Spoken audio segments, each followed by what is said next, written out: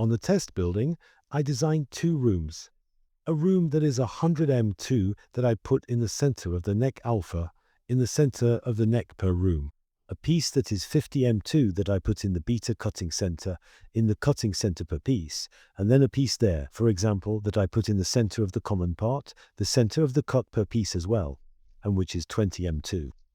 So 100 m2, 50 m2, and 20 m2.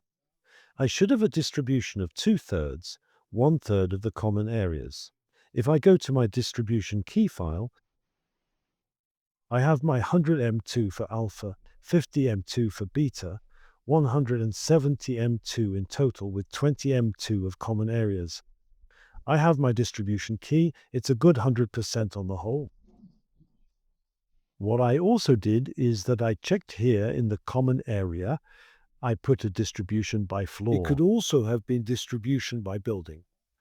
We'll see that in the same file, depending on whether we check one or the other, we have results on different tabs. I'm going to download the Excel file per floor. I get a file with either a distribution key for the building.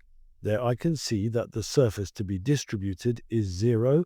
On the other hand, the distribution key by floor, where I have a surface to distribute by center of neck, 13 and 6, so 2/3 and 1/3.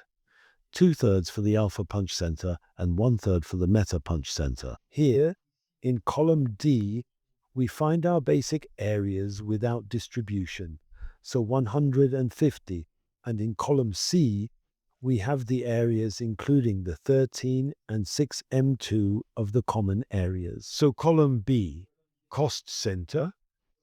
Column C, distribution of spaces with the common areas redistributed. D, distribution of spaces without common areas, simply by cutting center.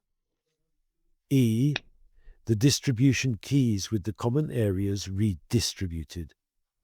F, all the surfaces common areas only, and its distribution on the different neck centers. And there we have the total surface area over the entire floor and the surface to be distributed over the entire floor.